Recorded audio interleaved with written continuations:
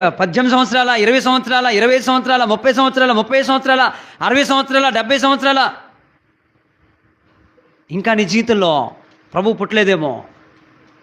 December 20వ తారీఖు నువ్వు అవునన్నా కాదన్నా ఎవరైనా సరే యేసుక్రీస్తు వారు పుట్టుక అంటారు. కానీ ఆయన ఏడుస్తూ ఉన్నాడు, రొమ్ము కొట్టుకొని ఎంతో బాధపడుతున్నారు. అయ్యో, నా ప్రజలందరూ కూడా నశించిపోతూ ఉన్నారు కదా, నశించిపోయిన దాని కొరకే కదా, నీ వెదకి రక్షించడానికే కదా భూలోకానికి వచ్చింది. నశించిపోతున్న ఆత్మలన్నీ పాతాళానికి వెళ్ళిపోతూ ఉన్నాయి కదా, అగ్నిలో కాలిపోతూ ఉన్నవి కదా. సహోదరి జాగ్రత్త. ఈ పండుగలో యేసుక్రీస్తు వారు నీ కొరకే ఆయన ప్రేమను వెల్లడిపరుస్తూ ఉన్నారు. ఆయన మంచితనం అంతా చూపించాడు.